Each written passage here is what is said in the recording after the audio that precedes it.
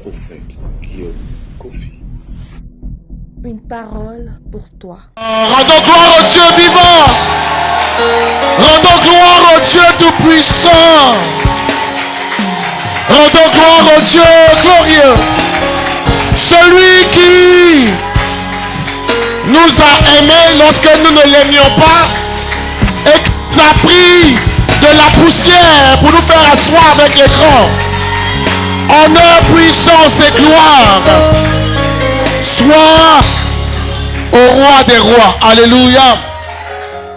Nous voulons encore chanter ce chant qui dit Jésus, ton royaume est parfait. Alléluia.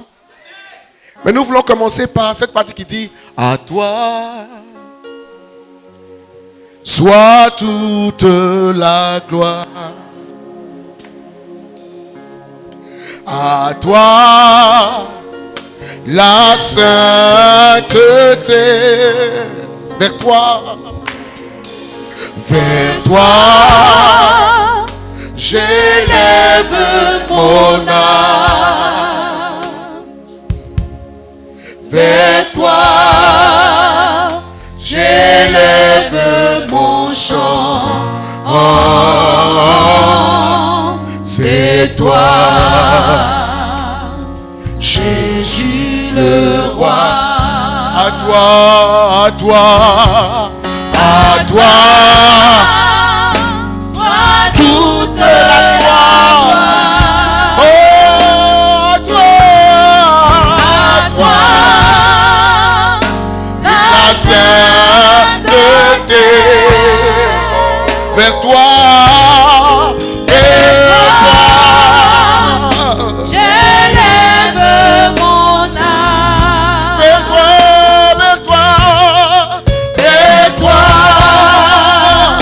j'élève mon chant. C'est toi, Jésus le roi. À toi soit toute la gloire. À toi la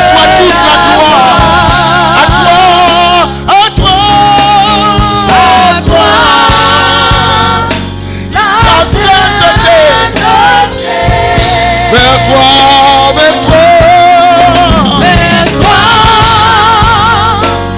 j'élève mon âme. Vers toi j'élève mon chant. Vers toi j'élève mon chant.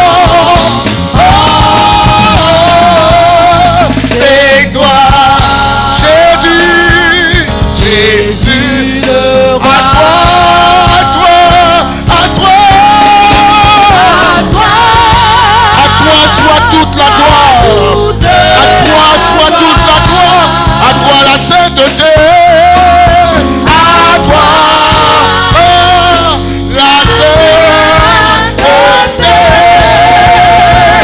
Vers toi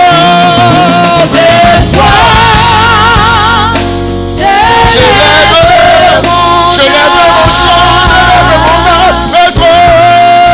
Vers toi j'élève mon chant. C'est toi, Jésus le roi. C'est toi, Jésus le roi. C'est toi, Jésus le roi. c'est toi, Celui qui est élevé au-dessus de toutes choses. Jésus le roi. C'est toi, Jésus le roi. C'est toi, Jésus le roi. C'est toi, Jésus le roi, qui mérite l'adoration. C'est toi, Jésus, Jésus le roi. c'est toi, Jésus le roi. C'est toi, Jésus le roi. Fais monter ton acclamation. Oh, alléluia. Alléluia. Alléluia. Groupe Cœur Pur, que Dieu vous bénisse. Peuple de Dieu, veuillez vous asseoir, que Dieu vous bénisse. Amen. Alléluia. En ce matin, avant tout propos, je tiens à remercier notre Père spirituel, Papa Guillaume Kofi, Amen, pour l'opportunité qu'il me donne de me tenir ici et de parler de la part de son Dieu. Comme j'ai l'habitude de le dire, je ne peux pas parler de la part de son Dieu. Je parle toujours de sa part. Alléluia. Vous savez, avec le temps, j'ai appris à connaître et à comprendre certaines choses qui sont relatées dans la Bible. Lorsque nous lisons la Bible, il y a une histoire très marquante. La Bible dit qu'un jour, le peuple d'Israël, dans sa fureur, s'était mis en colère et a dit à Moïse, « Tu te prends pour qui ?» On va traduire ça en anglais. « You take you for who ?» Ça n'a pas de sens. Ils ont dit à Moïse, « Moïse, tu te prends pour qui? Tu penses que tu es la seule personne à qui Dieu parle, quoi. Nous, on a lu, on a entendu dans les histoires de nos grands-parents que Dieu a parlé à Abraham. Il a parlé à Isaac, il a parlé à Jacob, il a parlé à Noé.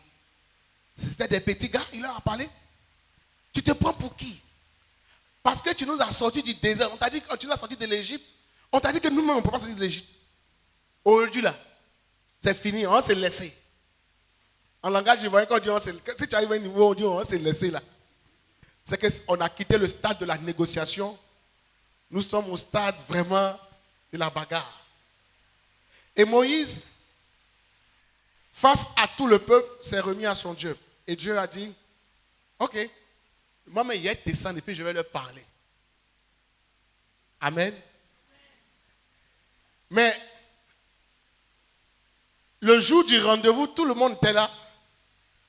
Et selon ce qui est écrit dans la Bible, avant que Dieu ne descende, avant que la voix de Dieu ne se fasse entendre, ce qu'ils avaient vu, ce qu'ils avaient ressenti dans leur corps, ils ont dit à Moïse, Moïse, tu sais, il y a des moments où, quand ça nous prend là, on parle bêtement. Regarde, pardon. Il faut dire à Dieu de te dire, et puis tu vas nous dire. Parce que si c'est comme ça, vous vous rencontrez et puis il te parle là. Nous, on ne peut pas supporter. Alléluia. Alléluia. Il est de même pour notre Père spirituel, Papa Guillaume Kofi. La main dans lui et puis Dieu, il se parle là. Nous, on ne peut pas supporter. Il y a des niveaux qu'il donne, que Dieu lui donne là. Nous, on ne peut pas comprendre. Amen. Donc, quand Dieu lui donne et que Dieu lui a donné la dose, que la dose est comme ça, il nous donne un peu. Et puis il dit, va leur dire. Amen. Donc, je suis porteur d'un message de mon père, Papa Guillaume Kofi. C'est mon mentor. Vous savez, souvent dans la vie, quand tu es beaucoup perdu et que Dieu a pitié de toi, il t'aime, tu donnes quelqu'un pour te conduire. Et je suis très content d'être dans cette assemblée.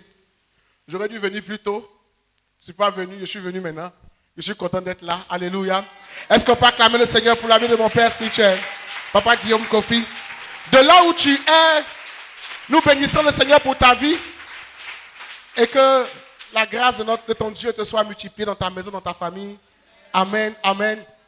En ce matin, le message que je suis chargé de vous transmettre est le suivant et il a pour thème la fin d'une chose vaut mieux que son commencement. Dis amen. Je prie que le Dieu de mon Père me fasse grâce et me donne la capacité de transmettre, comme j'ai entendu, ce qui m'a été dit. Alléluia. Parce que la mission la plus difficile, c'est de transmettre un message. On peut le modifier, on peut le tordre. Parce que selon les experts de la communication, il est dit que quand la communication passe d'un canal à un autre canal, il y a souvent des déformations. Mais je sais que le Dieu de mon Père est avec moi et le message vous sera transmis comme il a été reçu. Amen. Alors, le thème de ce dimanche, c'est la fin d'une chose vaut mieux que son commencement. Dis à ton voisin, la fin d'une chose vaut mieux que son commencement. On a souvent entendu cette phrase, on l'a entendu dans la plupart des temps juste dans la traduction humaine pour justifier que le plus important c'est d'arriver à la fin. Alléluia. Souvent quand on dit la fin du jour, que ce commencement, c'est pour t'encourager, quoi, pour te dire que c'est pas grave. Fais un effort pour arriver à la fin. Mais dans les choses de Dieu, les réalités sont toutes différentes. Et ce sont ces réalités que je veux partager avec vous ce matin. Amen. Vous savez, le problème de l'église aujourd'hui, et mon père, le prophète Guillaume Kofi, ne cesse pas de le dire. Le problème de l'église aujourd'hui, c'est que beaucoup de personnes entre nous accusent Satan des éléments et des choses dont Satan même n'est pas responsable. Il y a des moments où même Satan même l'a dit, on dit, mais Seigneur, ils sont en train de mentir sur moi. Parce que l'évangile qui nous a été prêché depuis longtemps nous a fait comprendre que le diable est responsable de toutes choses. Donc, vous voyez des chrétiens, des personnes qui sont dans l'église, des personnes qui prient le Dieu véritable, mais qui n'obtiennent pas les résultats que ceux qui prient le Dieu, des dieux étrangers, des dieux faux, obtiennent. Alléluia. Parce que toutes nos erreurs et tous nos échecs, nous les attribuons à Satan. Nous avons trouvé quelqu'un, un souffre-douleur, à qui, sur qui nous déposons nos fardeaux, nos peines et tous nos problèmes. Un chrétien va faire un business ou bien il va faire une affaire. Ça ne marche pas, il va dire on l'attaque. Amen. Un chrétien va avoir un programme renversé, c'est-à-dire il ne sait pas quand il faut se reposer. Il va perdre le temps sur Facebook, sur TikTok, regarder la télévision. Il dort le matin, il se réveille, il a des courbatures parce qu'il a dormi à 3 h du matin, il se réveille à 7 h du matin. Il va dire qu'il y a un esprit de famille qui est tombé sur lui. Un chrétien va commencer un projet sans consulter son père spirituel, va aller échouer dans le projet et va estimer que c'est un esprit d'échec qui s'est attaché à lui. Alléluia. Dès le moment où le diable est responsable de tout et que nous ne sommes responsables de rien, vous voyez que notre conscience de personne naturelle est plus ou moins soulagée. Parce que ce n'est pas moi qui ai fait, c'est Satan qui m'a fait. Sinon moi-même, ça n'allait pas faire comme ça. Alléluia. Alors la majeure partie des chrétiens viennent, ils s'approchent de Dieu. Pas pour que Dieu les change, ou bien pas pour être meilleurs, mais ils s'approchent de Dieu pour que Dieu règle le problème de Satan et qu'ils vivent eux-mêmes leur propre vie. Alléluia. Donc quand les chrétiens ils viennent à l'église, quand nous venons, quand le message concerne des éléments de transformation de nos vies, ce sont des messages qui ne reçoivent pas l'assentiment, c'est des messages qu'on n'écoute pas même. Mais quand le message dit, le feu va descendre sur tes ennemis, répondez comme on fait là. Voilà. C'est ça. Alléluia. Donc, le problème de l'église, comme mon père spirituel le dit toujours, ce n'est pas Satan. Il y a une parole, je ne sais pas si la parole a été publiée. Si chaque chrétien, si chaque personne prenait le temps de se combattre lui-même, Amen. Amen. Au lieu d'accuser Satan, on aurait de vrais témoignages. Dis Amen. Alors, aujourd'hui nous parlons de la fin d'une chose vaut mieux que son commencement.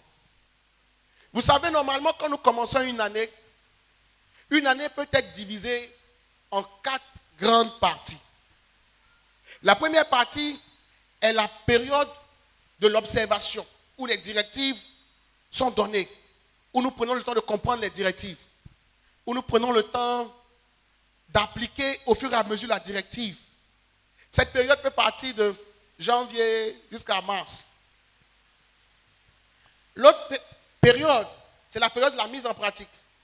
C'est-à-dire qu'on a compris la directive, c'est devenu maintenant une routine. On a eu, il faut faire ça, investir comme ça, lance-toi dans ceci, etc., etc. On a commencé à travailler. Cette période part de mars, avril, mai, juin, par là. Et après, on est dans la période qui est la période de la moisson. C'est-à-dire juillet, août, septembre. Cette période-là. C'est une période où nous moissonnons beaucoup de choses. Et après, maintenant, on rentre dans la phase du bilan. Pendant la phase du bilan, c'est la phase où nous faisons un point, nous regardons ce qui n'a pas marché, ce qui a marché, et nous nous préparons pour la nouvelle saison. Alléluia. Amen. Mais beaucoup de chrétiens vivent sans chronogramme particulier. La fin d'une chose vaut mieux que son commencement ne veut pas dire que le commencement n'a pas d'importance. Parce que on ne commence rien sans avoir un but. Vrai ou faux? Amen. Quand vous vous êtes réveillé le matin, vous avez quitté la maison. Votre but était d'arriver ici. Est-ce que votre but est atteint? Je veux vous entendre, s'il vous plaît. Donc, vous vous êtes levé, vous avez dit, je m'en vais à l'église. Comme objectif, le début, c'était quitter la maison. C'était le commencement. La fin, c'est arriver ici. Mais maintenant que vous êtes arrivé ici, vous devez retourner à la maison. Donc, ce but que vous aviez de venir ici, dans le cycle de votre vie, va devenir quoi? Le commencement de l'autre objectif. Vrai ou faux?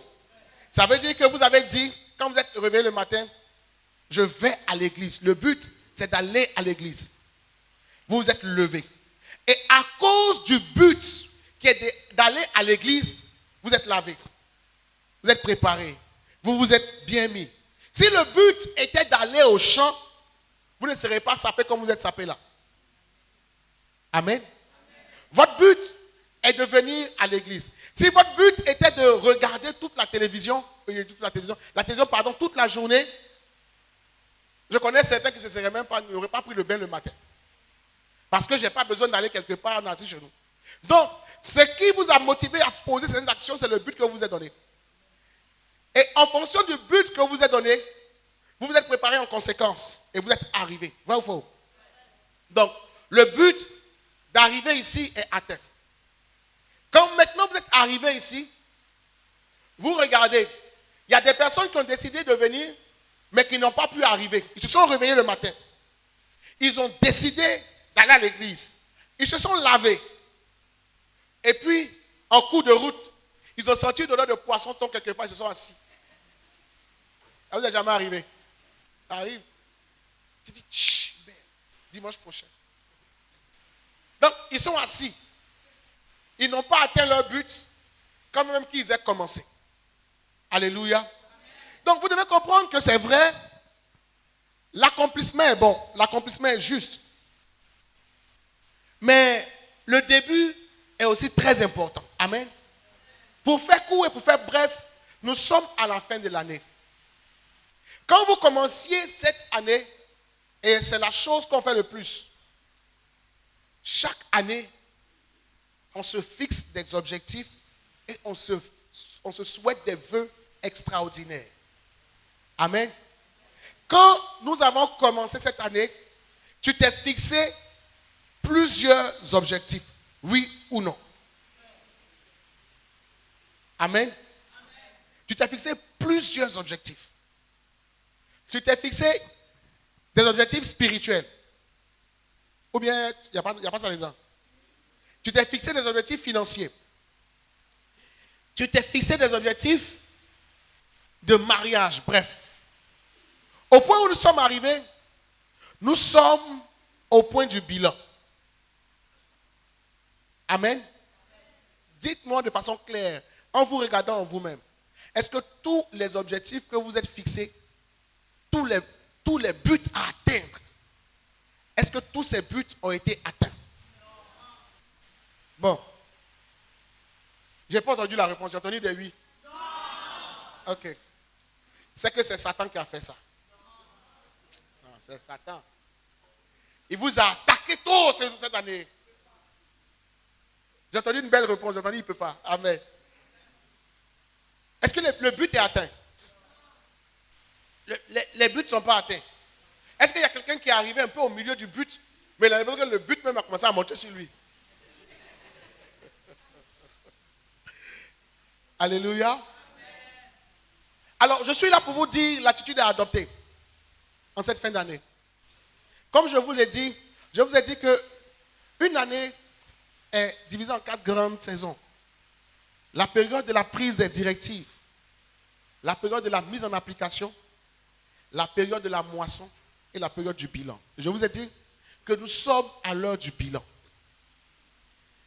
Quand vous-même vous regardez, sinon quand nous-mêmes nous regardons, tous les objectifs et les grandes promesses que nous nous sommes faites, sinon les grands buts à atteindre, et que nous voyons nous-mêmes que nous n'avons pas atteint le but, la question est pourquoi?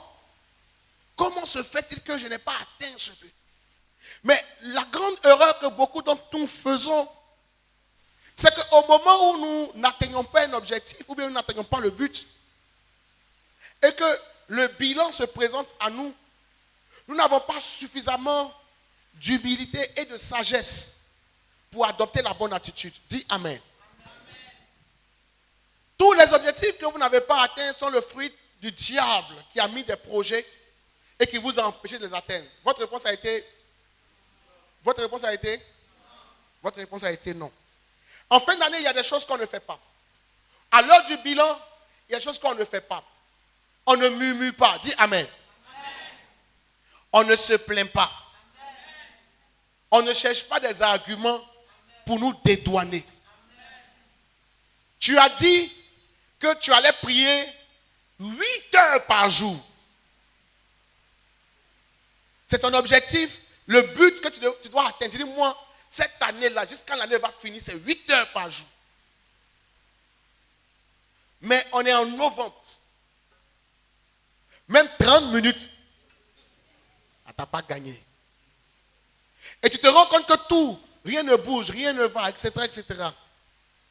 Et ce que tu trouves à dire, au moment où tu te rends compte que tu n'es pas en train d'atteindre, tu dis non, ce n'est pas moi. Le problème, c'est que maintenant au travail, les choses ont augmenté.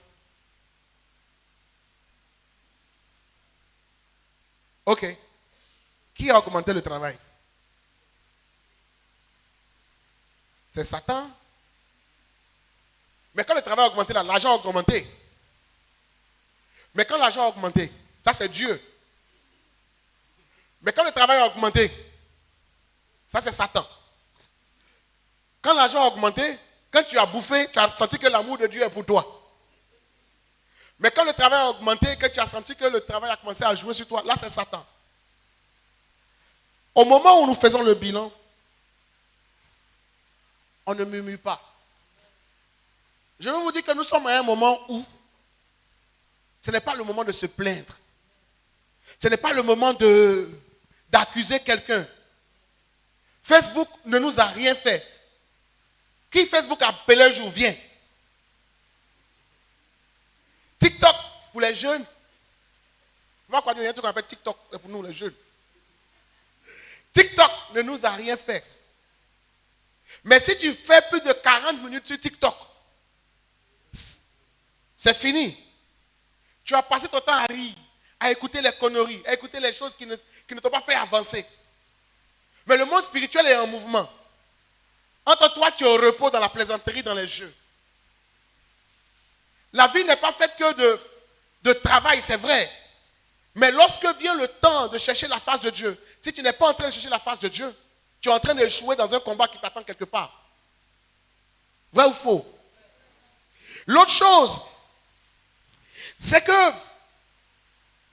à ce moment où nous sommes arrivés, ce n'est pas le moment pour dire il faut moissonner. On ne moissonne pas. Il faut faire le bilan. 2022 est en train de s'achever.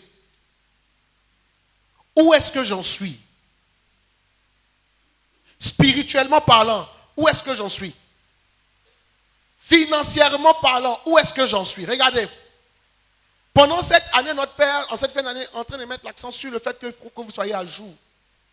Mais le moment va arriver où on ne va plus poursuivre quelqu'un. On a entendu des témoignages. Le Dieu du prophète Guillaume Kofi est puissant. Depuis qu'on nous a séparés en deux, et puis après, nous a fait grâce, les choses ont commencé à bouger, etc., etc. Au début de l'année, il y a des directives qui ont été données. Et encore, pendant que nous sommes vers la fin de l'année, des directives seront données. Mais, si tu ne fais pas le bilan pour savoir pourquoi ça n'a pas marché, pourquoi ça n'a pas évolué comme ça, qu'est-ce que j'aurais dû faire que je n'ai pas fait, qu'est-ce que je pouvais faire que je n'ai pas fait, etc., etc. Comment tu commences la nouvelle année, sinon la nouvelle saison, comment tu la commences? Si tu dis, je veux arriver à l'église, quand tu viens ici, c'est ton but. Tu quittes la maison, tu veux venir si tu arrives. Mais si tu n'es pas arrivé à l'église et que tu n'arrives pas à comprendre, mais pourquoi je me suis fixé tel but, ça ne s'est pas réalisé. Pourquoi ça ne s'est pas réalisé?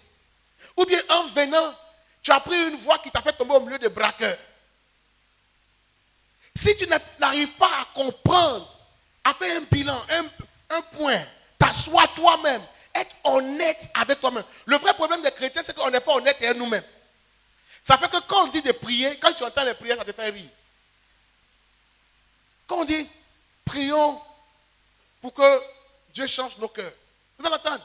Oh, Dieu d'Abraham, Dieu d'Isaac, toi qui es assis au-dessus de toutes choses. C'est pas ce qu'on dit, nos cœurs. Seigneur, tu connais mon cœur. Oh Seigneur, tu connais mon cœur. Toi seul peux le changer. Oh, tu connais mon cœur. Mais sois vrai, toi-même, il y a quoi dans ton cœur que le Seigneur connaît? Il y a quoi dedans et puis il connaît. Alléluia. Lorsqu'on est en train de faire le bilan, on se remet en cause soi-même. Dis à ton voisin, est-ce que tu te remets en cause?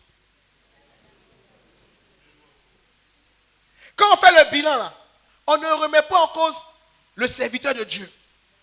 On ne remet pas en cause, non, c'est papa. Papa même. On n'a rien à voir. Papa nous a toujours donné des principes. Il dit, si tu veux qu'il ait quelque chose à te dire, il faut parler à son Dieu. Amen. Donc, si papa ne t'a rien dit, c'est que son Dieu ne lui a rien dit pour toi. Mais si son Dieu ne lui a rien dit pour toi, c'est que tu n'as pas encore parlé à son Dieu. Donc, si depuis là, tu n'entends, non, j'atteins une directive, ça ne vient pas. Oui, mais la route là est là. Parle à son Dieu. Amen. Amen. Non, je suis parti. On ne m'a pas reçu. Moi, je ne comprends pas. Je ne viens plus. Tu ne viens plus? On est beaucoup, hein? On est beaucoup. Tu ne viens plus. Reste. La ligne est longue. Plus vous sortez des rangs, plus nous on avance. C'est comme un embouteillage. On est beaucoup comme ça, puis d'autres sortent. On avance, quand tu as terminé là, l'embouteillage est dégagé. Amen. Personne n'est responsable des erreurs qui t'arrivent, des problèmes qui t'arrivent. Notre Père spirituel, c'est nous a enseigné, et je suis content de le répéter, nous a enseigné que la majeure partie des situations dans lesquelles nous nous retrouvons sont dues au choix que nous faisons. Alléluia. Sont dues au choix et aux décisions que nous prenons. La sœur Fabiola a rendu son témoignage, elle a dit, on lui a dit, viens prendre l'argent à 6 heures. Si c'était d'autres personnes au milieu de nous ici, c'est un jour seulement, si ce n'est pas venu là. C'est un jour seulement. Mais ce jour-là, l'ange de l'Éternel a décidé de te visiter. C'est le jour-là, hein? Il dit, mais pourquoi l'ange de l'Éternel sait qu'il n'est pas venu? Mais pourquoi? Notre Dieu est un Dieu qui sait tout, qui connaît tout. Il sait qu'il n'est pas venu. Pourquoi c'est le jour-là? Il envoie l'ange. Il ne va jamais dire, vraiment j'ai fait une erreur. J'ai mal fait de prioriser ce qui m'arrange plutôt que ce qui honore Dieu. Il ne va pas dire ça. Hein? Là, il est dans sa poche. Il dit, ah, la soeur, papa prêchait ce dimanche, il a dit que l'ange de l'Éternel voulait te visiter, mais tu n'étais pas là. L'ange de l'Éternel sait que je ne suis pas là. Ce que je suis allé prendre là, il y a mon action financière dedans, il y a toutes mes actions. Et à l'heure du bilan, on ne se plaint pas. On fait face à la réalité. Quelle est la réalité qui a fait que le but n'a pas été atteint? Parce que le but atteint est l'alpha de la prochaine saison. Dis Amen. Vous voyez, pour le moment, tu ne travailles pas. Ton objectif, c'est d'avoir un travail. Dès le moment où Dieu te fait grâce et que tu as un travail, le travail là devient l'alpha de je vais construire une maison. Parce que c'est dans le travail que tu vas avoir l'argent pour construire une maison. Quand tu atteins l'objectif de construire une maison, là où tu es, la maison que tu as là, tu dis maintenant que je suis dans cette maison, que j'ai vu que être dans la maison est bon, je vais construire des maisons pour mettre en location. Amen. Alléluia. La Bible nous explique l'histoire de David. David, la Bible dit que Dieu a décidé de le choisir comme roi. Mais pendant que Dieu décide de le choisir, lui, David, comme roi, David n'est pas l'enfant chéri de la famille. Donc, pendant qu'on est en train de faire le bilan, on ne remet pas en cause sa famille. Personne n'est responsable. Il ne faut pas remettre quelqu'un. Ce n'est pas quelqu'un qui t'a fait que tu es arrivé là où tu es. C'est toi-même. Dis à ton voisin, c'est toi-même. Notre père spirituel a dit depuis l'année passée, il faut venir au culte à l'heure. Il a dit, si tu fais de Dieu ton alpha, il sera ton oméga. Il y a des moments où on venait au culte, tu as traîné les pas. Dieu voit la manière dont tu traînes les pas. Il fait traîner tes dossiers. Il y a des moments où tu as eu de l'argent. Vous savez, souvent je dis toujours que quand tu n'as pas l'argent, payer dîmes ou bien payer ses offrandes, c'est facile que quand tu as l'argent. Amen. Regardez. Si tu as 10 000, pour faire simple, si tu as 10 000, la part de Dieu c'est combien dedans? 1000 francs. 1000 francs. Et quand tu as 1 million, la part de Dieu c'est combien? Mais quand tu enlèves 100 000 dans 1 million, tu n'es plus millionnaire. Vrai ou faux? Mais quand tu as 1 million, hein? On m'a dit que quand tu as 1 million, tu es millionnaire. C'est pas ça? Mais quand 100 000 quitte dans les 1 million, tu n'es plus millionnaire. Donc au moment où tu as attrapé les 1 million, là, et que vous savez, quand tu attrapes 1 million, il y a une force. Vous savez qu'il y a une force dedans, non? Il y a un truc là. Il y a un pouvoir dans beaucoup d'argent. Il y a un pouvoir. Source claire de la maison qu'on va te dégoûter en même temps. Quand tu attrapes les 1 million, tu sens poisson braisé. Parce que tu es millionnaire. Quand tu marches même dans la rue, puis tu as les 1 million dans ta poche là. Tu as l'impression que les gens qui sont. Tu sens que la pauvreté est une mauvaise chose. Alléluia. Qui a déjà transporté beaucoup d'argent? Beaucoup d'argent. Beaucoup, hein? Hein? Et puis tu as l'impression que tout le monde veut te voler d'une manière là.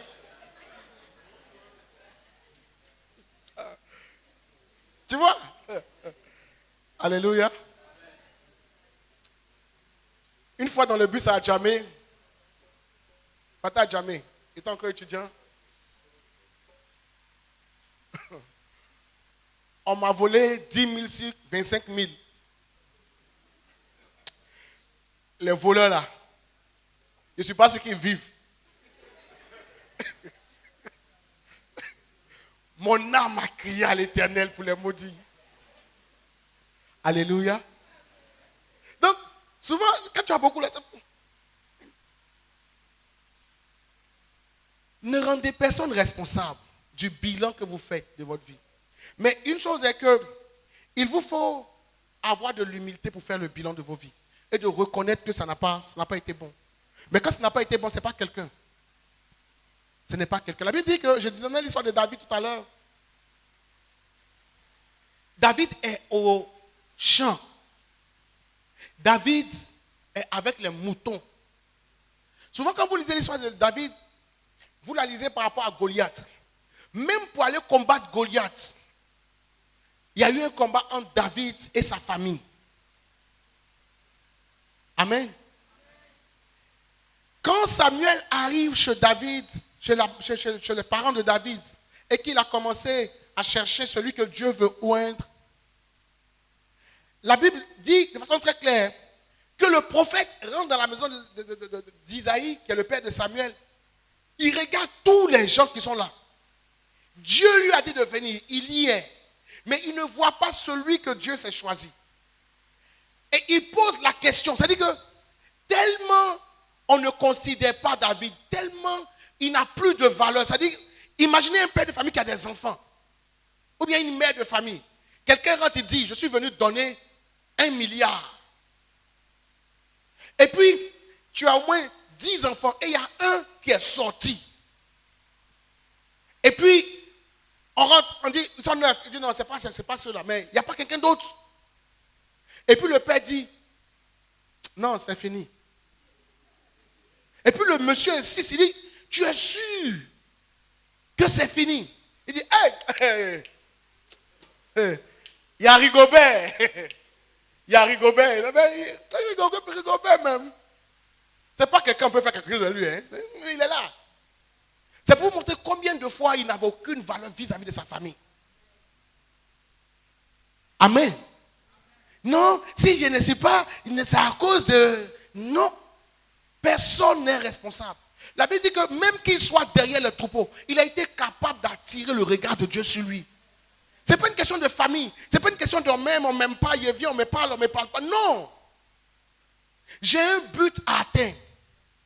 Ça peut me coûter ce que ça va me coûter. Vous savez, les choses qui n'ont pas de valeur traînent dans les rues. Les choses qui n'ont pas de valeur sont les choses les moins gardées. Les choses qui n'ont pas de valeur sont les choses les plus accessibles. Les choses qui peuvent atteindre, sont produits de grands impacts, sont les choses les mieux gardées, sont les choses qui demandent le plus de sacrifices, sont les choses qui demandent le plus d'engagement. Quand on va à Djamé, si ton mari dit, ou bien ton chéri dit, je suis allé à Djamé pour t'acheter bijoux, toi mais tu sais c'est quoi il allait payer pour t'envoyer. Vrai ou faux? Mais si ton chéri dit, je suis rentré à Constant. T'as maintenant d'accord. Écoutez, la facilité là, ce n'est pas sinon l'un des principes du royaume de Dieu. Ce n'est pas comme ça. La Bible dit, à tes résolutions répondra le succès. À l'heure du bilan, il faut reconnaître, moi, il ne vient pas à l'heure. Maintenant, il y a d'autres, leur corps est à l'heure, leur esprit même en retard. Parce que pendant que leur corps est rentré, on dit, papa dit que, c'est ça le mot, papa dit qu'on n'a qu'à venir à l'heure. Donc, à 7 heures, il est assis là. Mais pendant qu'il est assis, et que le culte en train de se passer, la sœur Anicette, on va rendre gloire à Dieu. Son corps est là, mais son esprit est parti. Son adoration ne monte pas. Son chant ne monte pas. Sa reconnaissance ne monte pas. Le moment est arrivé où il faut comprendre que on doit se remettre en cause. Ce n'est pas mon frère Samuel qui a fait que toi étant dans sa famille, tout est bloqué dans ta vie. C'est toi-même. Ce n'est pas maman Edwige. Non, j'ai appelé maman Edwige. Elle n'a pas décroché. Donc, il ne vient plus.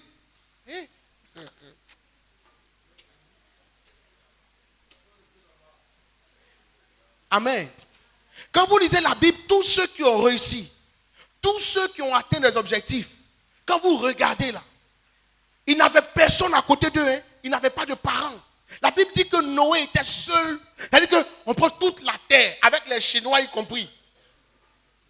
Et puis la seule personne que Dieu, quand Dieu regarde, il voit, il est bon, hein, un peu bon à cette table, c'est Noé. Et puis Dieu lui dit, il faut construire une arche. Ça dit quoi ça? Il ne pleut pas. Il n'y a rien qui se passe. Pendant que Noé est en train de transporter le bois, les gens se moquent de lui. Rit. Quand il passe, il crie, Shalom.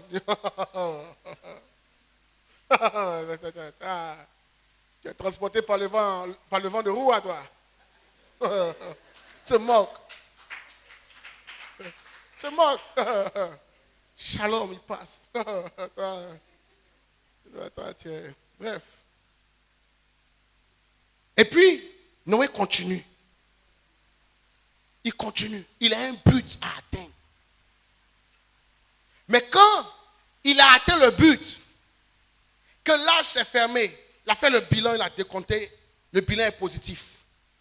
L'âge là a été le début de sa nouvelle vie. Amen.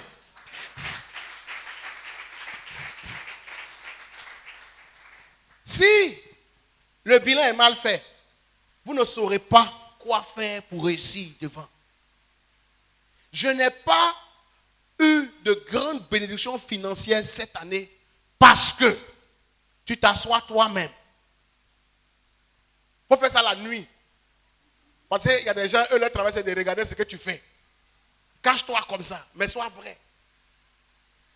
Je n'ai pas été fidèle en toutes choses.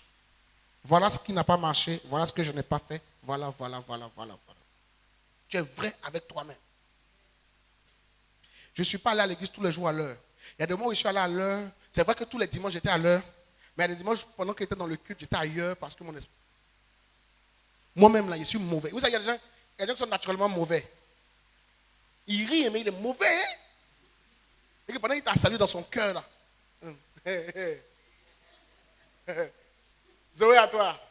Oh, toi, tu lui dis shalom, dis Zoé à toi. Dans son cœur, il va te faire. Ça n'a rien à voir avec la famille. Hein? Amen. Tout ce que tu n'as pas reçu cette année, c'est de la faute à personne. Parce que ce que nous recevons et la quantité de ce que nous recevons est le résultat, sinon la somme de tout ce que nous avons donné ou nous n'avons pas donné. Est-ce que vous comprenez? Ça veut dire que tu as été fidèle en janvier. Dieu t'a fait monter de 100 000 à 200 000. Tu as été fidèle jusqu'en mars. Dieu t'a fait monter jusqu'à, actuellement, tu as 10 millions. Et puis maintenant, tu as été infidèle jusqu'à aujourd'hui. Tu te rends compte que tes 10 millions sont devenus 300 000. Vous voyez, non? Donc, tout ce qui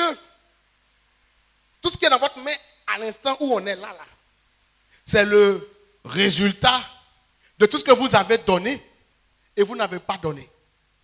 Amen. Si vous avez donné à la dimension des choses de Dieu, ce qui est dans votre main là, vous allez voir.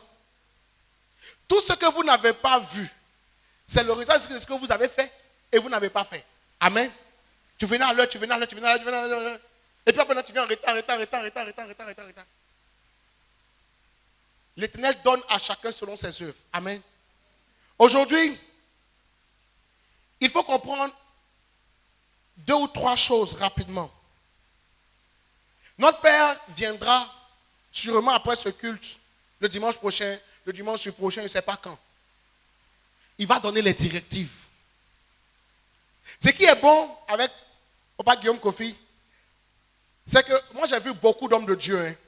Il y a des hommes de Dieu, tellement on s'est promené dans notre corps et spirituellement. Et puis, maman dit qu'on est en train de rire. Nous, quand on vous dit on s'est promené là, c'est vrai. Ça fait que quand on entend une prédication, on entend la voix, on sait ce qu'il va dire. On entend, lui là, on s'est promené. On s'est beaucoup promené. Notre Père va venir donner les directives de fin d'année et d'année prochaine. Des directives de couleur, des directives d'offrande, etc., etc. Vous avez le choix, vous êtes libre de les appliquer ou de ne pas les appliquer. Vous êtes libre de le faire ou de ne pas le faire. Mais vous devez comprendre que, en fonction du bilan que vous faites maintenant, vous saurez comment vous tenir dans la saison à venir. La directive vient juste à vous pour vous donner d'accélérer. Vous savez, celui qui a une directive va plus vite que celui qui n'a pas de directive. La directive ne vient pas pour vous changer. Mais l'application de la directive, là, la bonne application de la directive dépend de l'état de votre cœur et de votre niveau d'obéissance à Dieu. Alléluia. Le moment n'est plus un moment où on s'amuse, où on plaisante, où on rit, où on joue. On ne peut pas jouer. La vie ne se fait pas au brouillon. On ne vit pas une vie au brouillon. Personne n'est responsable de ce qui vous arrive. La fin d'une chose vaut mieux que son commencement, c'est vrai. Mais il faut bien finir pour bien commencer. Il faut aussi bien commencer pour bien finir. Alléluia. C'est un cycle. Nous sommes à l'heure du bilan. Mon père, le prophète Guillaume Kofi, me charge de vous dire que nous sommes à l'heure du bilan.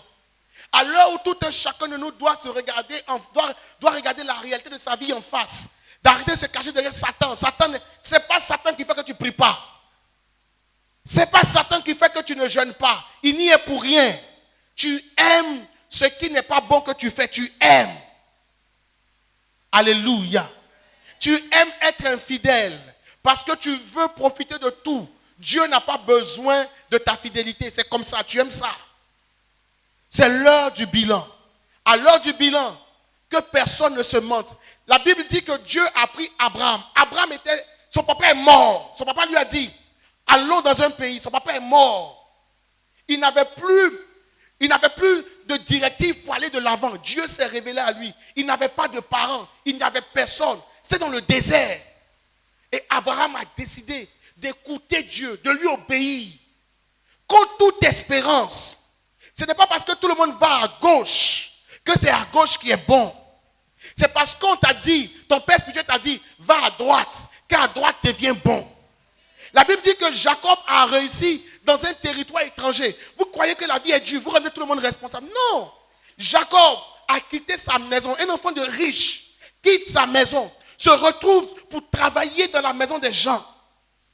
Son Dieu a été avec lui. Il a obéi à son Dieu. Il a écouté les directives. Il a obéi à Dieu. Dieu l'a élevé de serviteur à homme grand. Ce n'est pas une question de je suis dans une petite famille. Mes parents n'ont rien. Tes parents n'ont rien. Dieu sait que tes parents n'ont rien. Et Dieu t'a appelé. Dieu sait que tes parents n'ont rien. Et Dieu s'est souvenu de toi. Dieu t'a envoyé dans cette assemblée. Si tu sais que tu n'as personne, alors ce qu'on te dit là, il faut écouter. Maintenant, si tu n'écoutes pas, c'est que tu n'aimes pas avoir quelqu'un. Parce que tu n'avais personne. Dieu te donne quelqu'un qui te parle, tu n'écoutes pas. C'est que toi-même la même. On ne peut pas dire le mot là. Amen. Amen. Nous allons tenir debout, s'il vous plaît.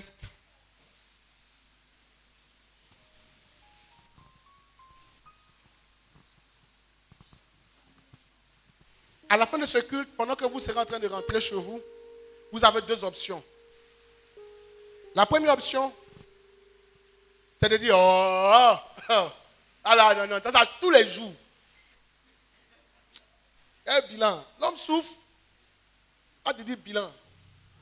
Ah, c'est ça. Si Dieu ne veut pas me donner la carte, moi, je sais que Dieu va me donner. Moi, j'ai la foi. Ça, c'est la première option. La deuxième option, c'est de faire comme des enfants. Notre père spirituel a envoyé Foba. Et le père aussi, il a dit que c'est Foba. Ce n'est pas grave. Mais fais le bilan. Tu fais ton bilan. Pour que quand viendra la directive de fin d'année, en fonction de ton bilan, en fonction de tes manquements, en fonction de tes erreurs, tu saches ce qu'il faut corriger et ce qu'il ne faut plus faire. Amen. Élevons la voix et rendons grâce à Dieu pour ce moment. Voilà. Vous savez, l'une des erreurs que beaucoup de chrétiens font, c'est de minimiser la présence de Dieu en fonction du lieu dans lequel ils sont. C'est-à-dire que ce n'est pas parce qu'on dit que c'est un deuxième culte. Peut-être qu'il n'y a pas de chantres même. Et puis c'est tam-tam. Tu vas te décourager. Il y a des chrétiens, quand ils viennent à l'église, si par exemple, on coupe courant, leur manière d'adorer Dieu change. Ils se disent, ah non, tout là. Non, non, non, non. Quand tu viens rencontrer Dieu, peu importe les circonstances qui t'entourent, tu viens rencontrer Dieu. Amen. Hein, pour nos frères, quand on était plus jeunes, quand tu vas chez un go là, même s'il y a un chien méchant, tu es prêt à braver ça. Tu ne dis pas parce qu'il y a un chien méchant, il ne veut pas. N'est-ce pas? De la même manière, quand par exemple tu dois aller au travail, sûrement tu es fatigué, mais tu vas. Donc, si on est capable de prendre des risques pour des choses qui ne vont pas nous faire vivre l'éternité. Quand vous allez mourir, le directeur de votre entreprise ne sera pas avec vous. Mais Dieu sera avec vous. Amen.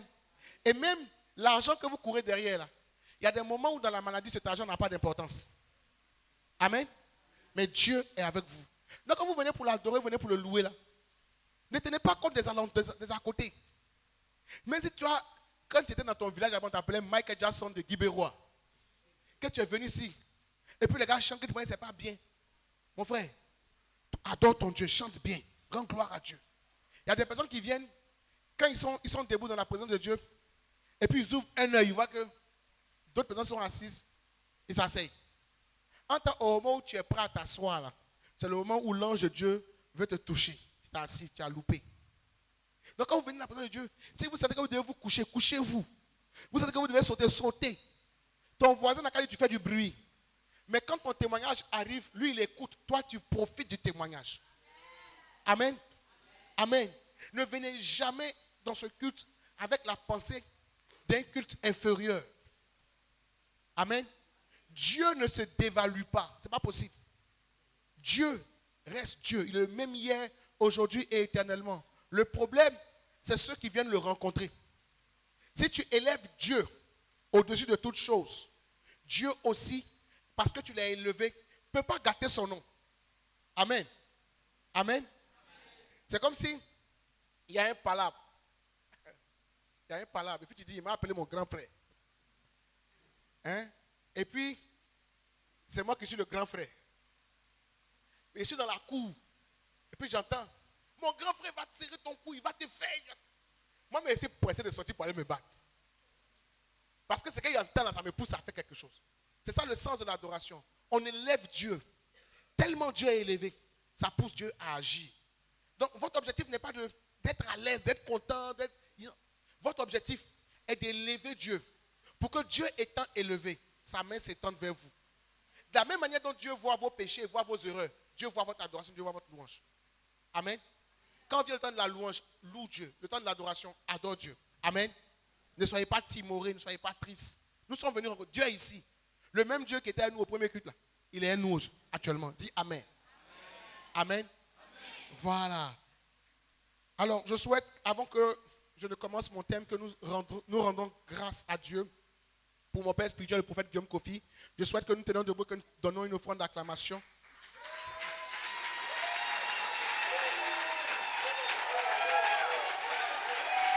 Gloire à Jésus. Merci, papa. Amen. Vous savez, veuillez vous asseoir, que Dieu vous bénisse. Nous, je le disais au premier culte, on a parcouru les églises. Un homme de Dieu, il ne va pas venir. Puis il va te donner sa chair pour prêcher. C'est rare.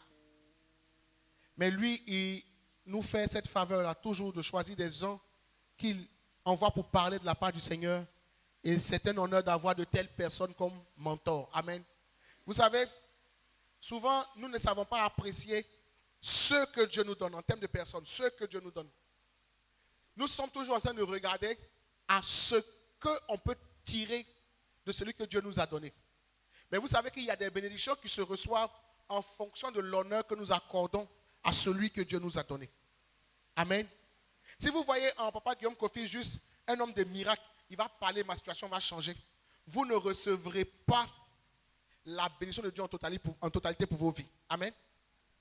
Un autre jour, on aura le temps d'en parler. Ce matin, comme je vous l'ai dit, je suis porteur d'un message de la part de mon père pour vous, le prophète Guillaume Kofi. Et ce message est un message à considérer et à prendre très au sérieux. Très au sérieux parce que le monde d'aujourd'hui a rendu la présence de Dieu, a fait de la présence de Dieu quelque chose de banal. Des personnes peuvent venir dans la présence de Dieu et bavarder. Mais ils ne peuvent pas aller à la présence et bavarder quand le président de la République est là.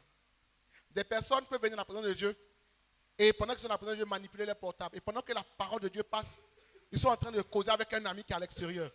C'est qu'ils n'ont pas la capacité de faire quand ils sont à la présidence de la République. Mais le président de la République qui est en face d'eux, c'est un homme mortel dont le souffle de vie peut être retiré à tout moment. Même si le président de la République va vous donner 50 millions, il ne peut pas vous faire réveiller le matin. Parce que quand vous vous couchez, quand vous êtes endormi, celui qui vous fait lever chaque matin, c'est Dieu. Amen. Alors chaque fois que nous venons dans la présence de Dieu et que nous arrivons au temps de la parole, ce n'est pas un temps de bavardage, c'est un temps où Dieu répond à la prière que nous avons fait monter vers lui. Amen. Aujourd'hui, j'ai la mission de vous transmettre le message que mon père, papa Guillaume Kofi, m'a transmis pour vous. Et je prie que son Dieu me donne la grâce et la capacité de le transmettre fidèlement. Amen. C'est difficile de transmettre un message. Vous voyez souvent, là où on a mis là, tu peux mettre là, les. Et puis le message est faux. On dit envoie la table. Dis-lui d'envoyer la table. Tu lui dis, il dit d'envoyer les tables. C'est table. Mais les là, ça a gâté la commission. Amen. Que le Dieu du prophète Guillaume Kofi m'aide à rendre convenablement ce message. Alors le thème de ce dimanche, c'est la fin d'une chose vaut mieux que son commencement. Qui l'a déjà entendu une fois, cette phrase? Qui a déjà entendu ça? On a tous entendu cette phrase. Dis à ton voisin, la fin d'une chose vaut mieux que son commencement. Amen. Je le disais au premier culte, tous ceux qui sont venus, vous êtes venus tous ici. Quand vous êtes levés le matin, vous avez dit, je m'en vais au culte. Quand vous êtes levés, c'était le début. Et le but que vous êtes fixé, c'est de venir au culte. Donc, quand vous êtes venu au culte, est-ce que vous avez atteint votre premier but que vous vous êtes fixé? Je vais entendre la réponse oui, non, oui. Donc, vous vous avez atteint le but de venir ici. Quand le culte va finir, vous allez vous donner encore un autre but, celui de retourner chez vous à la maison. Amen. Donc, quand vous êtes réveillé, c'était la fin. Quand vous êtes arrivé ici, et quand vous êtes réveillé, c'était le commencement, pardon. Et quand vous êtes arrivé ici, c'est la fin. En fonction du but que vous vous êtes donné. Amen. Beaucoup de personnes utilisent la fin d'une chose mieux que son commencement pour justifier le fait que le plus important n'est pas de commencer, c'est de finir. Mais la réalité spirituelle est tout autre. Si tu finis mal, la mauvaise fin est le commencement, est le mauvais commencement d'une autre mauvaise fin. Et ça, si vous comprenez. Si quand vous venez ici, quand vous arrivez ici, vous tombez tous dans un trou, vous allez retourner chez vous avec les blessures que vous avez prises ici. Donc, la mauvaise fin devient le mauvais commencement d'une mauvaise fin quand vous allez arriver à la maison. Amen. Alors, il faut dans le cycle, il faut régler un problème. Le problème, c'est de, si tu n'as pas bien commencé, de bien commencer, mais aussi bien finir. Parce que la fin devient l'alpha d'une autre fin. Est-ce que vous comprenez? La fin devient le commencement d'une autre fin. Alléluia. C'est-à-dire que un enfant qui est parti à l'école et qui n'a pas été brillant, ou bien qu'on a renvoyé de l'école, il a mal fini. Cette mauvaise fin-là devient encore une route pour encore d'autres situations. Alléluia. Alors aujourd'hui, je tiens à vous dire ceci. Mon père spirituel m'a fait comprendre qu'une année est divisée en 4 grandes saisons. Et ces 4 grandes saisons doivent être respectées et comprises. Il y a une saison qui est la première saison, qui est la saison de l'observation, la période de l'observation. Pendant cette période, on observe et on prend des directives. On comprend ces directives et lorsque ces directives sont comprises, on passe à la deuxième période, qui est la période de la mise en application des directives qu'on a reçues.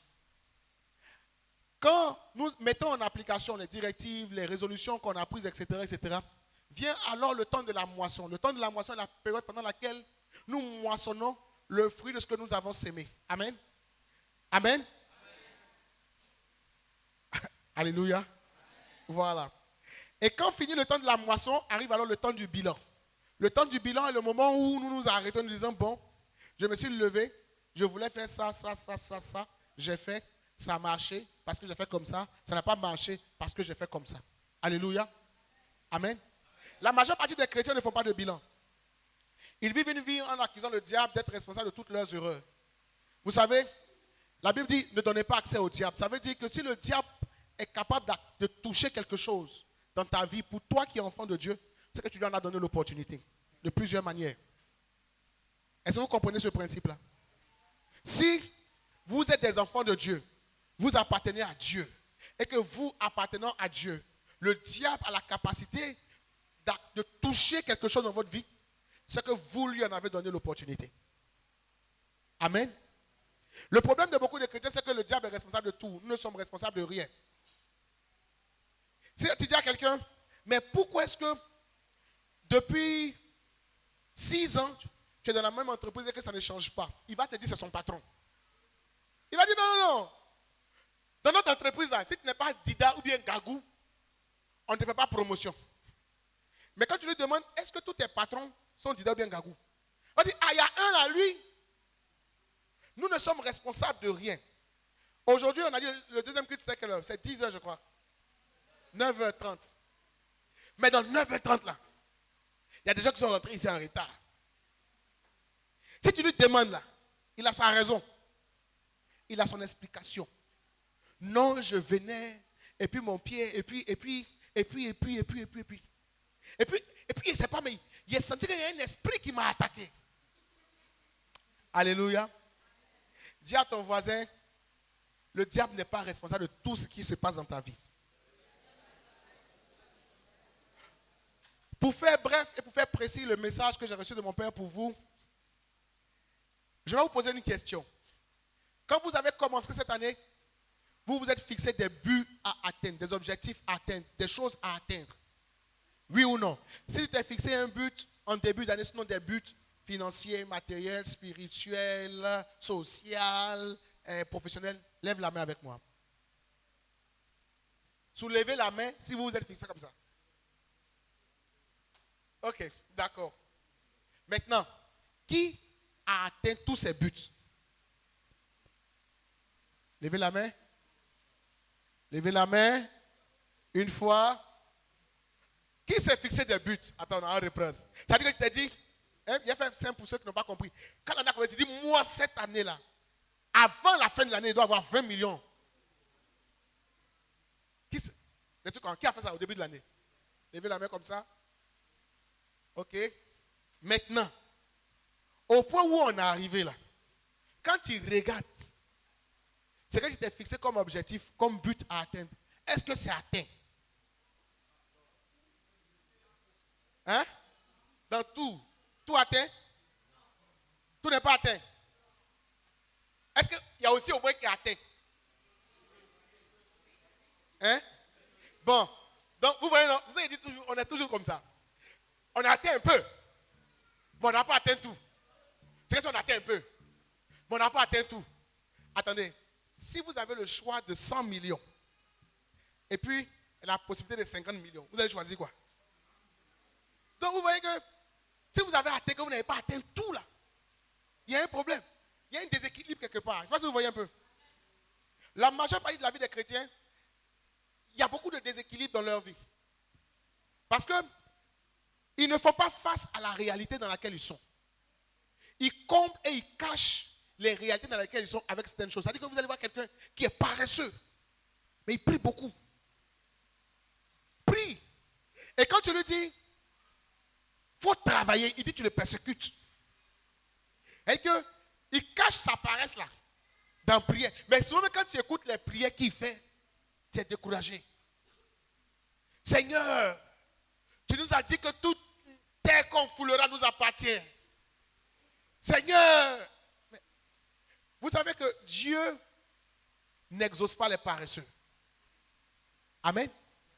Si vous demandez un travail à Dieu et que Dieu vous ouvre les portes du travail, le travail que vous allez faire là, vous devez le faire au standard de Dieu. Est-ce que vous comprenez ce que je vous dis? Ça veut dire que le frère Aoutou a son entreprise. Maman Valentine vient me voir, elle dit, ah, frère Foba, trouve-moi quelque part où il peut me débrouiller. Je viens voir le frère Aoutou. Je dis au frère Aoutou, ah, mon frère, j'ai une maman là, trouve-lui un poste. Il me connaît. Il sait comment je suis. Il sait que si je lui dis qu'il t'envoie quelqu'un, la personne ne peut jamais être mauvaise.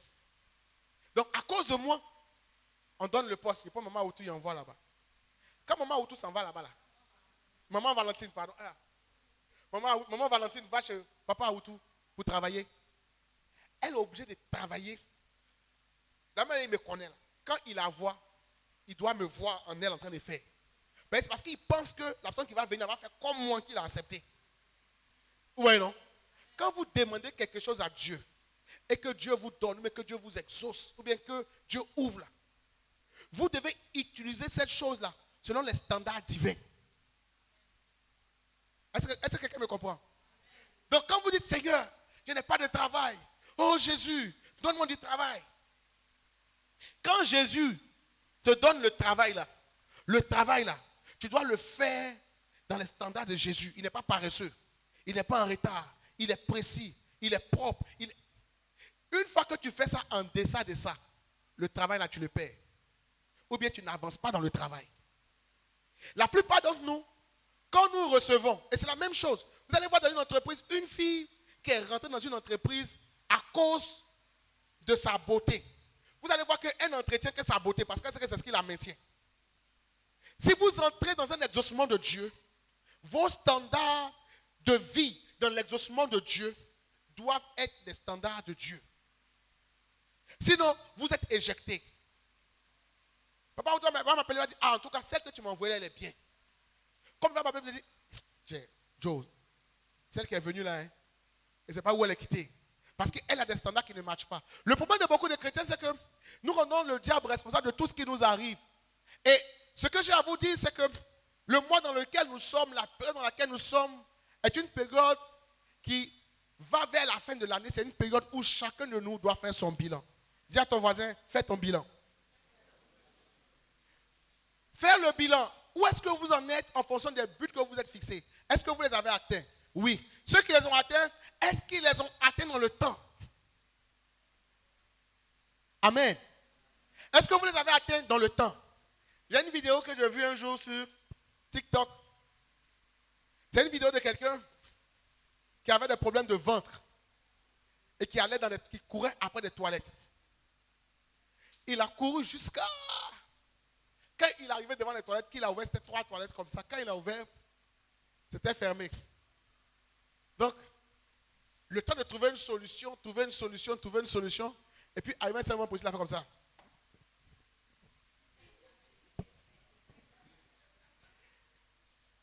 Quelques minutes plus tard, quand ils ont ouvert la porte des toilettes, et il fait comme ça.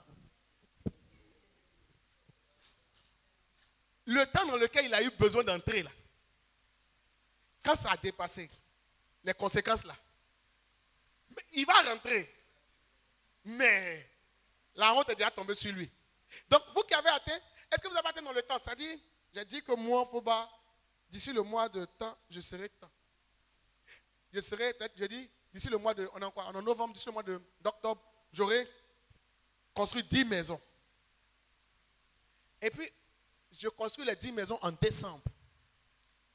J'ai atteint. Mais si j'avais atteint les 10 maisons en octobre, comme j'avais dit, novembre et puis décembre, j'avais déjà commencé à manger l'argent de la maison. Et si j'avais fini de construire en octobre, comme je l'avais dit, augmentation de carburant ne va pas me trouver dans novembre. Hein? Augmentation de riz ou bien temps ne va pas me trouver. Donc en octobre, j'aurais dépensé 10 000. Mais maintenant que j'ai fini en décembre, je vais dépenser 20 000. Donc, une chose est d'atteindre le but. Mais une autre chose est d'atteindre le but dans le temps. Alors quand je dis de faire le bilan, regardez vos vies. Où est-ce que vous en êtes financièrement? Où est-ce que vous en êtes socialement? Où est-ce que vous en êtes professionnellement?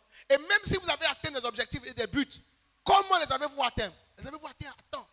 Parce que vous savez, tout objectif qui s'atteint à temps laisse en vous une attitude. Amen. Regardez. Papa nous a dit au début de l'année que financièrement parlant, il faut qu'on soit à jour dans tout ce qu'on fait. Donc, je me fixe pour objectif d'atteindre un niveau financier très élevé. Mais papa m'a donné déjà la directive que celui qui est avec Dieu, qui est financièrement à jour, Dieu est à jour dans ses finances. Vrai ou faux? Donc, je commence déjà à appliquer les directives, cette directive-là, sans la louper, sans la manquer. Au moment où l'exaucement arrive et que j'atteins l'objectif, je suis déjà habitué à ce comportement-là. Amen. Mais si je dois me rattraper, me racheter, me rattraper, etc., je perds la bonne attitude, je perds le bon comportement. La plupart des chrétiens perdent la bonne attitude et le bon comportement parce que c'est le diable qui a fait ça, ce n'est pas eux.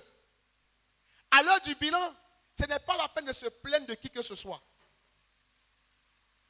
On ne se plaint pas de quelqu'un. Non, le prophète devait me recevoir, il ne m'a pas reçu, etc. Non, c'est parce que moi-même, mes parents sont pauvres. Ou bien c'est parce que je ne suis pas grand de taille.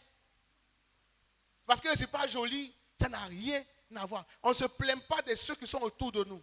Je le disais au premier culte, quand vous lisez la Bible, tous ceux qui ont été élevés par Dieu, ils ont été toujours seuls. Vous prenez Abraham, il était seul. Vous prenez Isaac, il est resté seul après la mort de son père. Vous prenez Jacob, il était seul. Vous prenez Moïse, il était seul. Vous prenez David, il était seul. Vous prenez Daniel, quand ils ont jeté Daniel dans la fosse au lion, il était seul. Même Jésus, tous ceux qui étaient autour de lui l'ont abandonné. Il est resté seul. Donc, ce n'est pas parce que vous êtes entouré que vous allez atteindre le but. C'est parce que Dieu est avec vous. Au moment du bilan, on regarde soi-même. On fait face à la réalité, à la vérité de sa vie. Je ne suis pas à ce niveau parce que je ne fais pas ceci, parce que je ne fais pas cela, parce que. Pourquoi je vous le dis? Vous savez, beaucoup de femmes ainsi que des hommes font des erreurs en fonction de la mauvaise analyse qu'ils font. J'explique. Vous allez voir des couples où ils sont dans ce couple-là parce que madame s'est dit, je ne suis pas jolie. Celui qu'il y a eu qui va me dire je t'aime là, je vais prendre comme ça. Ou bien, je suis trop en forme, grosse. Je suis Apuchu XXL. Donc, ce qui est sûr, s'il y a eu quelqu'un qui m'aime, je vais prendre comme ça. Donc, cette barrière qu'elle s'est fixée elle-même l'empêche de voir que celui qui va venir là, il ne craint pas Dieu, il n'aime pas Dieu, il ne l'aime pas, mais il a juste besoin d'elle de façon ponctuelle, temporaire. Parce qu'elle-même, elle a fait une mauvaise analyse de sa vie. Vous savez, papa m'a dit, dis-leur que c'est le moment de faire leur bilan. Et au moment du bilan, personne n'est responsable, qui ne rend personne responsable de ce qui leur est arrivé ou bien de leurs échecs. Amen. Qu'est-ce qui empêche Dieu, à ce moment précis où nous sommes dans cette église, de donner à tout le monde 20 milliards, 20 milliards, 20 milliards, 20... Qu'est-ce qui empêche Dieu? Mais il y a des gens.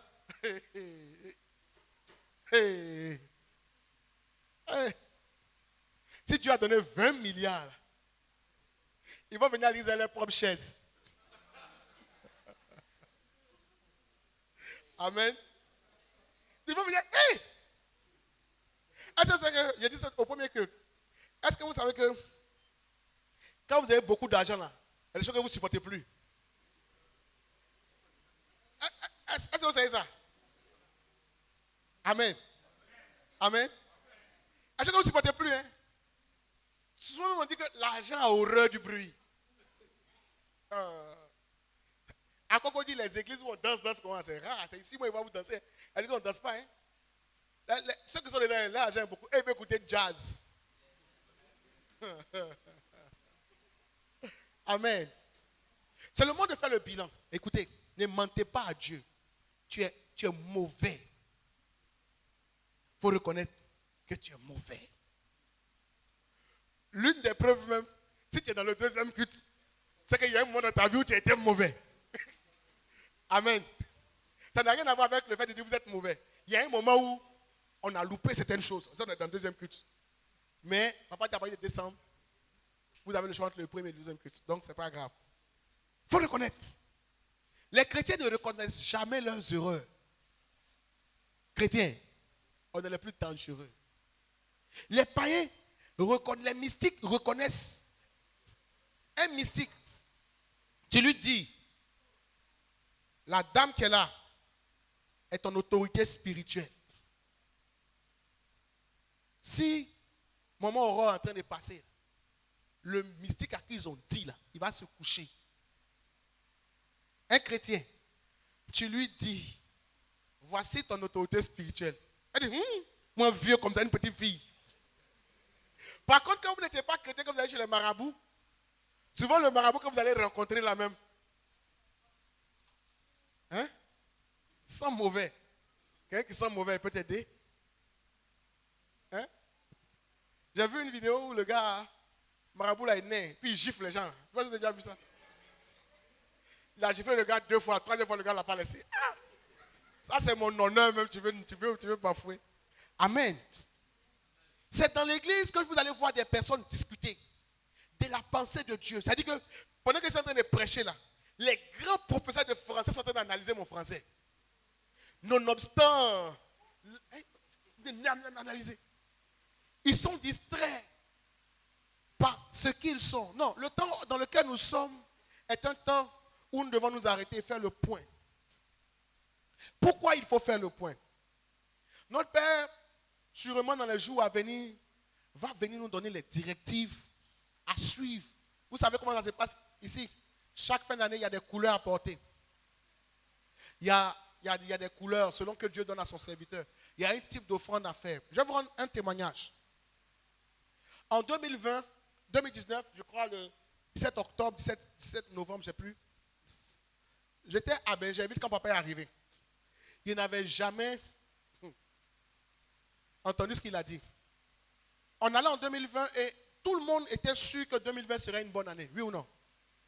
On voyait derrière des programmes. Vous savez, souvent quand vous êtes un fils et que vous ne connaissez pas le Père que vous suivez, vous faites des petites erreurs. Donc, on voyait les hommes de Dieu dire l'année prochaine, 2020, ce sera 20 sur 20. L'année prochaine, 2020, c'est une année de témoignages. Et puis, on va au culte du dimanche à Benjerville, c'est papa qui prêchait. Il rentre. Après un temps de prière, Il a prêché quand il a fini. Il dit l'année 2020. Il me suis bien assis. Il dit voilà, on va confirmer les paroles. Il dit, année 2020, 2 plus 2, 4. 4, c'est le chiffre de l'épreuve. Je me suis dit, non, où on s'en va? Le père, tu vois, hein? Mais 2020, tu ne peux pas voir. 2020, c'est 20 sur 20. Le chiffre de l'épreuve. Ce sera une année soit de restauration, de résurrection, l'année des 3 R, ou bien ce sera une année d'épreuve, de mort, etc. Il dit, hé, on s'en va dans la nouvelle année, tu ne vas pas dire que c'est une année d'abondance. C'est juste comme ça que tu vas dire. Là où il va nous tuer même, il dit, pour que ça n'arrive pas, il donne les directives. Et puis il dit, vous devrez, il va falloir qu'on fasse 7 jours de jeûne sec. Qui se souvient? Vous avez murmuré, vous tous. Vous avez murmuré un peu. 7 jours de jeûne sec. C'est ça même qui a gâté mon cœur. J'ai dit, on va mourir dans 2020 là. Et là même, ce qu'il disait, c'est que, ce qu'il a dit, c'est que dans 7 jours là, il y avait 25 dedans. Vous vous rappelez, non? Et que ça tombait vers le 27, un truc comme ça. 24, 25. Hey, yeah. À l'heure des récompenses. Je ne suis même pas d'un jeune de 6h, 15h pour dire à 15h là, je peux racheter le temps perdu. Sec. Et puis il a donné toutes les directives. Il est venu ici, il a dit la même chose. Le dimanche qui a suivi, le cœur du peuple avait tellement soupiré que quand on est arrivé, il a dit, quels sont ceux qui vont faire les 16 jours de jeûne sec? Vous vous rappelez, non? Vous vous rappelez du dimanche là? Waouh! Tu sais, quand tu sais que tu n'as pas devant ou bien derrière, souvent tu obéis. On s'est tous levés, un bon groupe. Pendant cette période, ma femme même était enceinte. Et puis, quand on est tous venus, il y a une dame qui est venue. Et de la manière dont les gens sont venus promptement, ça a incliné le cœur de Dieu en notre faveur. Et puis papa a dit, le fait que vous soyez venus comme ça, vous allez faire, enfin c'est quoi ces 7 jours de jeûne? C'était 6h, 15h, c'est ça non? Maintenant on a acclamé le jour là. Et je crois qu'il avait dit, on devrait avoir tout sur nous sauf du noir. Voilà. Vous êtes bien, vous savez que ça marche. C'est pour appliquer qui est dur. Mais cette année, vous allez appliquer au nom de Jésus. Donc, quand il avait dit ça, j'étais un peu truc, et puis il avait donné une offrande à faire. Je crois que si 25, je ne sais plus, il n'y a plus le chiffre en tête. Je vous dis, les amis, l'année 2020 a été une année où Dieu m'a surpris. Ça a été une année difficile hein, pour le monde. Mais pour avoir respecté les directives, Dieu m'a surpris. Amen. Dieu m'a surpris à telle enseigne que, et quand papa a dit que c'était une année difficile et qu'il continue de répéter, quand le moment est arrivé où je devais faire les offrandes, j'ai fait pour ma famille.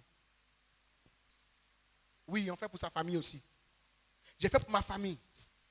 Les amis, bien avant ça, de 2011 à 2019, chaque année chez nous, là, on va, quand on se retrouve, quoi, c'est un qu'on doit enterrer. Souvent, c'est deux même. Comme ça. Mais l'année 2020, de 2020 jusqu'à aujourd'hui, en tout cas, ça a changé. Le témoignage le plus intéressant, c'est que j'ai un frère qui travaille dans une entreprise. Ils ont renvoyé tout le monde. Il était très inquiet. Il a dit, on ne va pas te renvoyer, reste tranquille. Tellement c'était difficile, ils ont renvoyé tout le monde. Mais lui seulement, là, on l'a gardé. Amen. Pourquoi? Parce que quand papa a donné la directive et que j'ai fait l'offrande, j'ai fait une offrande en son nom.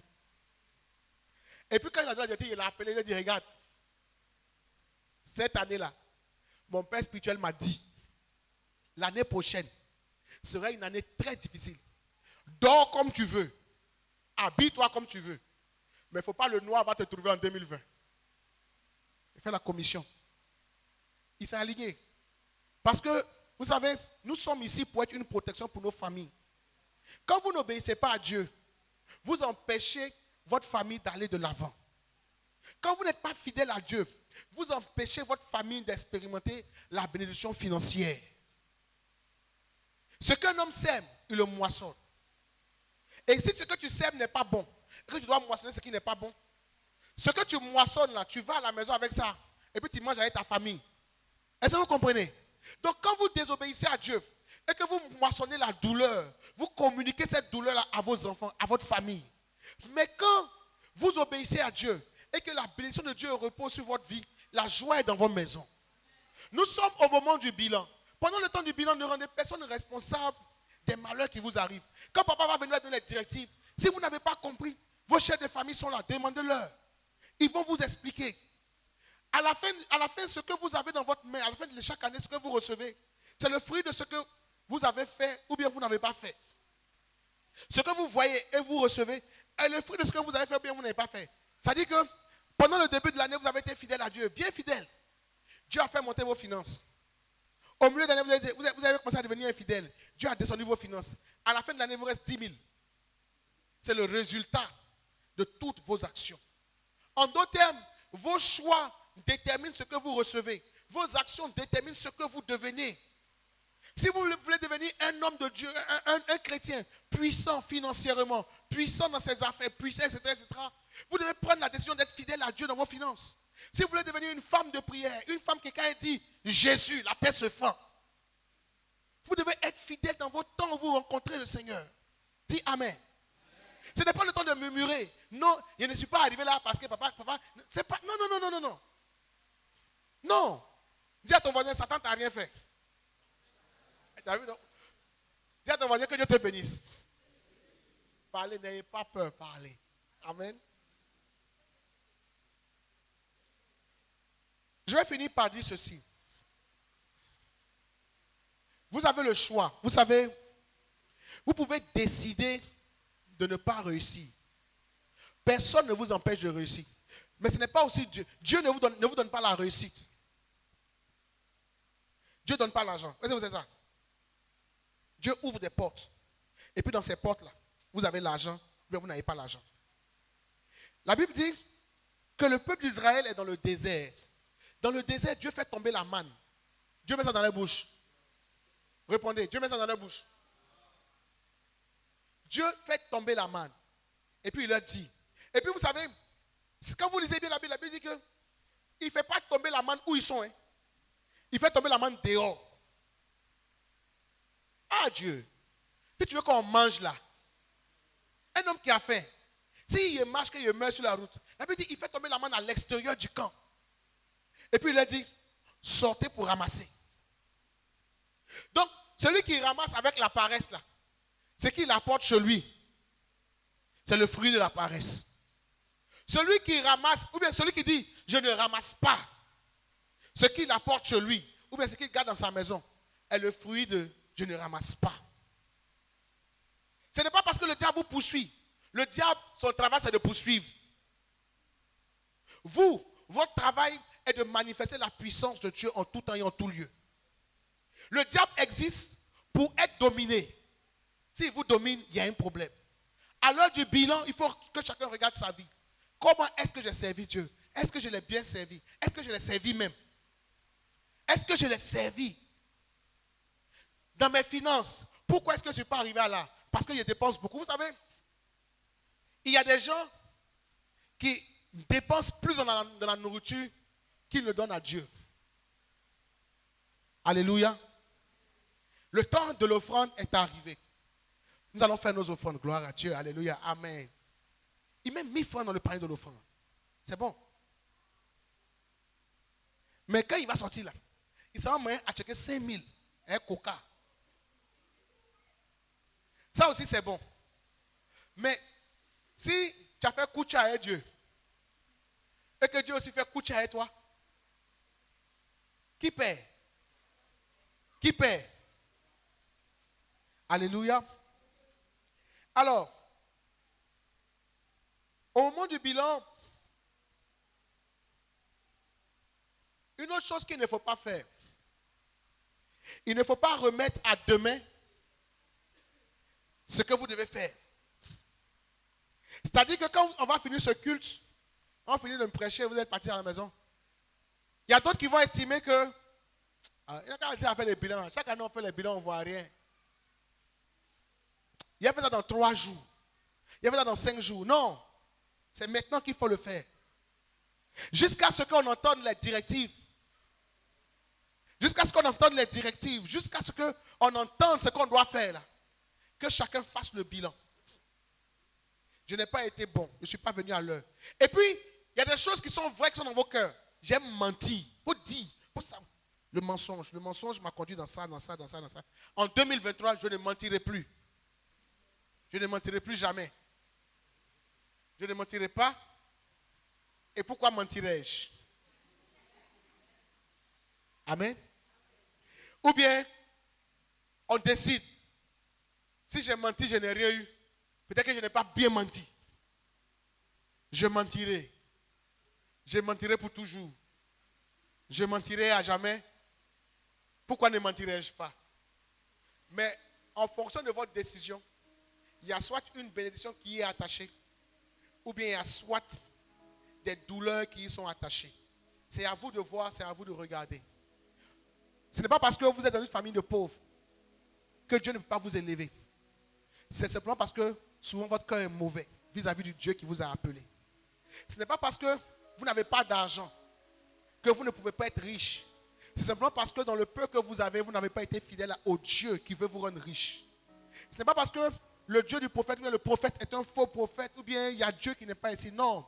C'est parce que toutes les fois que l'homme de Dieu vous a appelé à servir son Dieu, vous l'avez refusé ou bien vous l'avez servi pas de la bonne manière. Si tu as plus de respect, plus de considération pour le travail que tu fais, pour ton patron, que pour celui qui est ton guide spirituel, tu ne peux pas atteindre les hauteurs avec Dieu. Alléluia. Alléluia. Si dans ton cœur, tu n'es ici que pour gagner quelque chose et non pour servir le royaume qui t'a appelé à lui, tu ne peux rien avoir. À l'heure du bilan, personne n'est responsable. Vous êtes les responsables. À l'heure du bilan, n'accusez personne. Faites face à vous-même. Reconnaissez qui vous êtes. Quand papa va venir donner les directives de fin d'année, quand il nous dira les choses à appliquer, vous avez le choix d'appliquer ou de ne pas appliquer. Mais comprenez une chose, et je finis par là pour vous dire, personne ne vit votre vie à votre place. Vous la vivez vous-même. Vous la vivez soit avec Dieu. Si vous décidez de vivre votre vie avec Dieu, cette vie-là est plus rigoureuse. Elle est plus rigoureuse. Alors si on vous demande la rigueur, n'en voulez pas à ceux qui vous demandent la rigueur. Ceux qui vous demandent la rigueur vous veulent du bien. Dis Amen.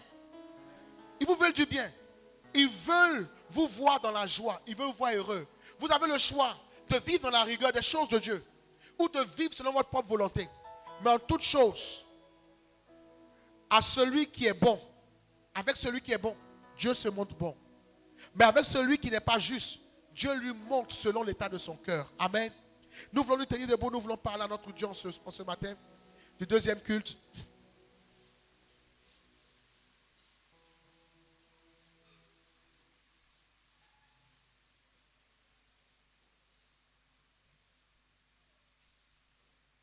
Nous allons fermer les yeux. Nous avons compris que la fin est l'alpha du but futur et à atteindre. Nous avons compris que le but que j'atteins est une transition pour le but à venir. Nous avons compris que la fin est le commencement d'un autre début. Alléluia. Et si nous avons compris toutes ces paroles, nous allons élever nos voix et parler à notre Dieu. Et au sortir d'ici, prends l'engagement, avant que le dimanche prochain arrive, de passer en revue toutes les étapes de ta vie, tous les compartiments de ta vie, d'en faire un bilan de sorte à ce que tu saches ce qu'il faut reproduire et ce qu'il ne faut pas reproduire, ce qu'il faut arrêter et ce qu'il faut continuer et comment le reproduire et comment l'arrêter. Élevons ensemble la voix et parlons à notre Dieu.